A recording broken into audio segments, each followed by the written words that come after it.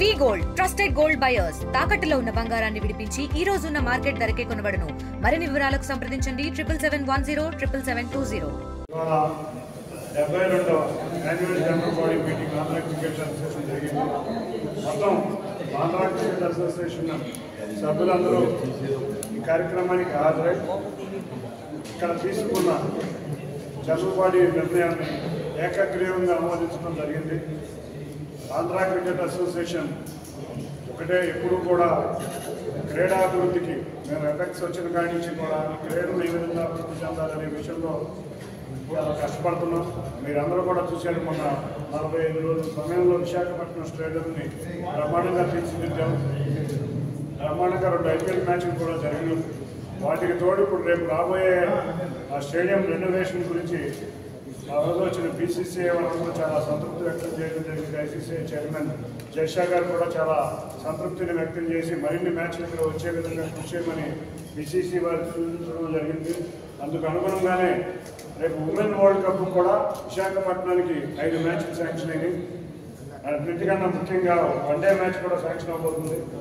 మన స్టేడియంలో ఎంత బాగుంటే అన్ని మ్యాచ్లు వస్తాయి.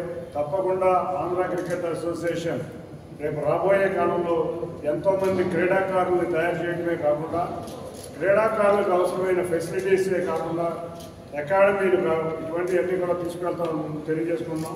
ఇవాళ AGMలో ఒకే డిసైడ్ చేశాం.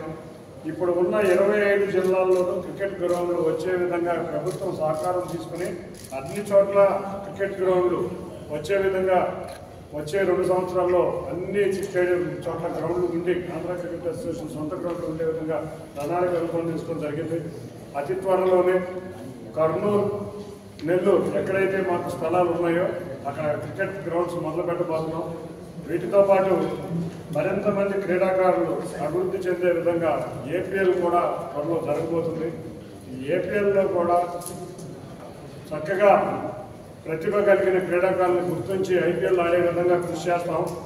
మేమందరం కూడా ఇవాళ వచ్చిన జనరల్ బాడీ మీటింగ్ మేము గత 8 సంవత్సరాలు చేసిన కృషిని అభినందించడం జరిగింది.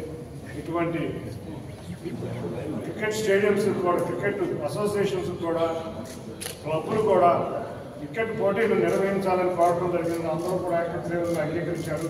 ఇక నుంచి అన్ని జిల్లా క్రికెట్ అసోసియేషన్లు, క్రికెట్ క్లబ్స్ కూడా క్రికెట్లో మరి 365 డేస్లో మినిమం 200 రోజులు గ్రౌండ్లో కానీ ఎక్కడైనా మ్యాచ్లు జరిగే విధంగా ప్రణాళిక రూపొందించడం జరిగింది. చాలా మంచి సమావేశం జరిగింది. ఇది మా first annual general body meeting. India Pakistan తాజా అప్డేట్స్ కోసం డౌన్లోడ్ చేసుకోండి RTV లైవ్ యాప్.